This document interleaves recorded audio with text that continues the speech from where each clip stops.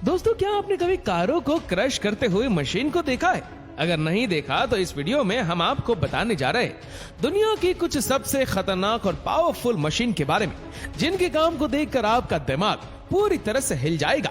तो चलिए शुरू करते हैं आज की हमारी वीडियो।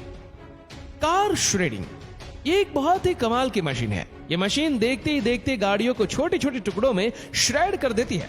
इस मशीन में दो पावरफुल श्रेडिंग रोलर लगे हैं, जो कि गाड़ियों को लगातार अंदर खींचते हुए उन्हें श्रेड करते जाते हैं और फिर इन श्रेड किए हुए टुकड़ों को एक अलग कन्वेयर बेल्ट के थ्रू इकट्ठा कर लिया जाता है।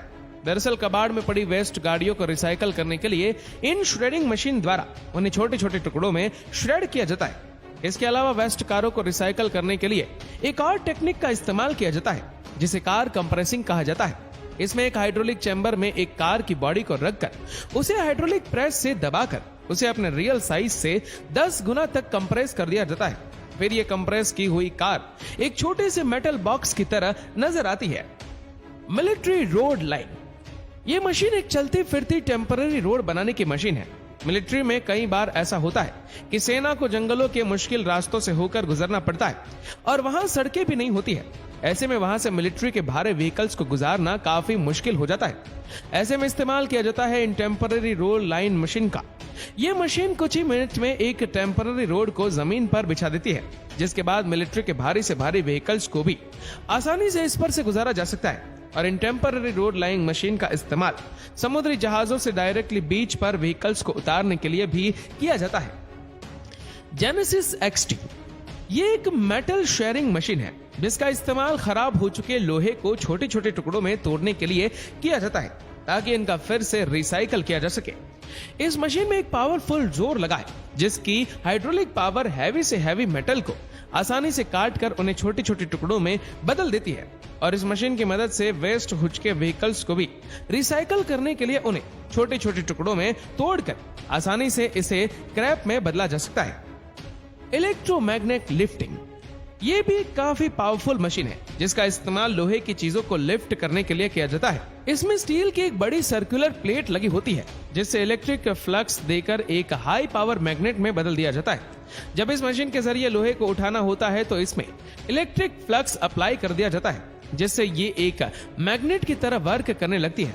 और जब इससे इलेक्ट्रिक फ्लक्स को हटा लिया जाता है तो ये लोहे को छोड़ देती है। इस तरह के मशीनों का इस्तेमाल फैक्ट्रीज में लोहे के छोटे छोटे टुकड़ों से लेकर लोहे के बड़े बड़े ऑब्जेक्ट्स को उठाने में किया जाता है। एंटीगो इसका इस्तेमाल सड़कों के मेंटेनेंस का समय उसे तोड़ने के लिए किया जाता है। इस मशीन में पीछे की तरफ एक हैमर लगा है, जो कि बार बार सड़क पर स्ट्राइक करता है। इसके हैमर का वजन 6 टन है और इस हैमर को 5 से 9 फीट के हाइट से ड्रॉप किया जाता है, जिस वजह से सड़क एक झटके में ही एक बार में पूरी तरह से टूट जाती है। और सड़क तोड़ने की इस प्रोसेस में कंक्रीट ज्यादा ना उछले, इसलिए उसके हैमर को चारों तरफ से छोटी छोटी चेन से कवर किया गया है। रॉक क्रशर इस मशीन का इस्तेमाल बड़े बड़े पत्थरों को क्रश करने के लिए किया जाता है। पत्थरों को क्रश करने के लिए उन्हें इस मशीन के कंटेनर में लगातार डाला जाता है और इसमें घूमता हुआ क्रशिंग रोलर इन पत्थरों को धीरे धीरे क्रश करते जाता है। इसके रोलर पर लोहे के नुकीले ट्वीट लगे होते, जिसे पत्थर कट कर लगातार टूटते रहते हैं और नीचे इकट्ठा होते रहते हैं। वुड चीपर इस मशीन का इस्तेमाल लकड़ियों को छोटे छोटे बारीक टुकड़ों में क्रश करने के लिए किया जाता है। इस मशीन में एक कन्वेयर प्लेटफॉर्म लगा होता है, जिस पर एक क्रेन होल्डर की मदद से लगातार लकड़ियों को इस पर रखा जाता है और फिर इस मशीन में लगा क्रशिंग रोलर इन लकड़ियों को अंदर खींचते हुए उन्हें लगातार क्रश करते जाता है। और क्रश की हुई लकड़ियों को यह मशीन एक एयर पंप के जरिए दूर इकट्ठा करते जाती है। और यह मशीन इतनी पावरफुल है कि महज कुछ ही घंटों में ये कई टन लकड़ी को वुड चीपर पर में कन्वर्ट कर देती है। इन वुड चीपर का इस्तेमाल मुख्य रूप से पेपर इंडस्ट्रीज में पेपर बनाने में और गार्डन्स में लैंड को फर्टाइल करने के लिए इस्तेमाल किया जाता है। बैगर 228 ये एक बकेट व्हील एक्सेलेटर है, जो कि दुनिया की सबसे बड़ी सरफेस माइनिंग मशीन है। इसमें लगा बकेट भी लगातार घूमते हुए माइनिंग करते जाता है।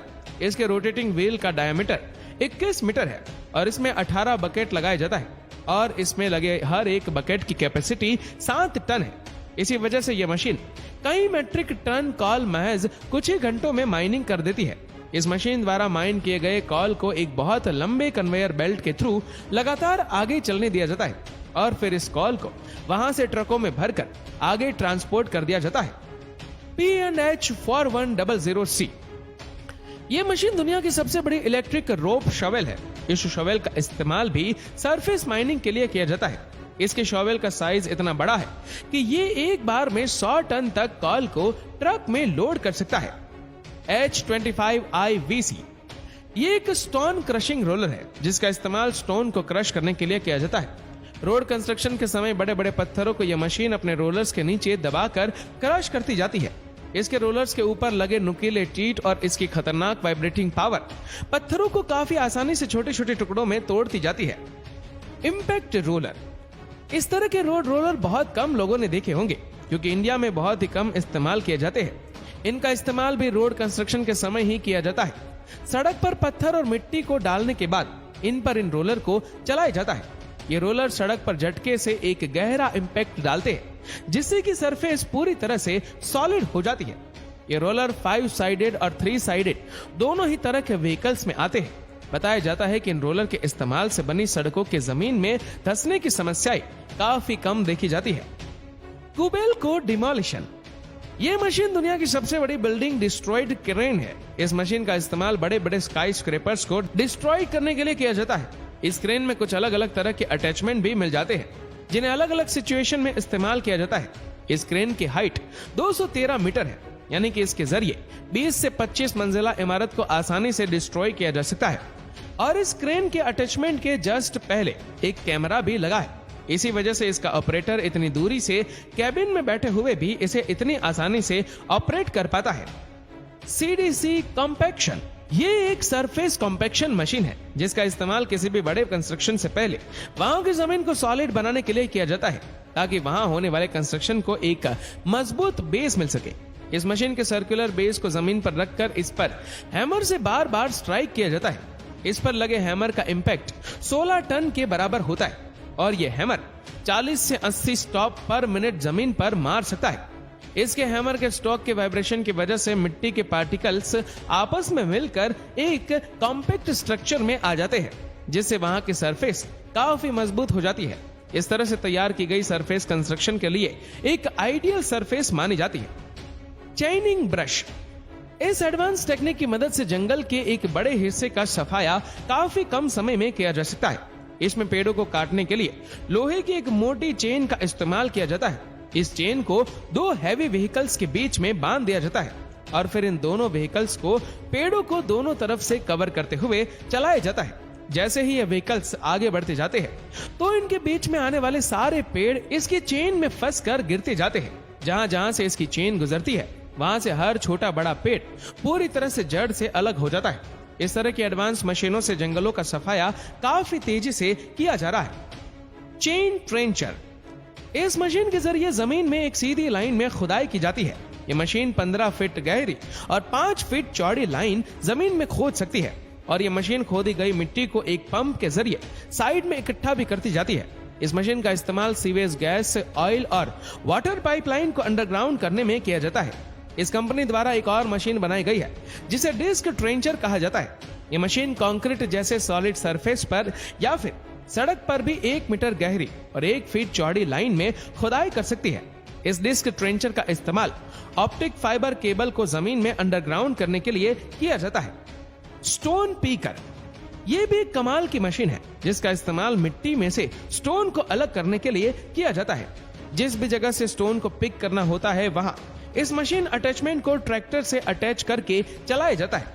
ये मशीन मिट्टी को कंटिन्यू फिल्टर करती जाती है और मिट्टी को वापस जमीन पर फेंकती जाती है और स्टोन को पिक करके एक कंटेनर में इकट्ठा करती जाती है और फिर कंटेनर के भर जाने के बाद इसके कंटेनर को स्टोन से खाली कर लिया जाता है। तो दोस्तों इनमें से सबसे अच्छा मशीन कौन सा लगा हमें नीचे कमेंट करके जरूर बताएगा। और अगर आपको वीडियो अच्छा लगा हो तो इस वीडियो को लाइक करेगा, शेयर करेगा ज्यादा से ज्यादा लोगों तक और ऐसे ही और भी इंटरेस्टिंग वीडियोस के लिए फॉलो करें हमारे पेज को और ऐसे ही और भी वीडियोस को यूट्यूब पर देखने के लिए नीचे कमेंट सेक्शन में लिंक दी गई है जिसके ऊपर क्लिक करके हमारे चैनल को आप सब्सक्राइब करें और बेल आइकन दबाएं ताकि हमारे हर लेटेस्ट वीडियो की अपडेट्स आपको मिलेगी सबसे पहले। धन्यवाद।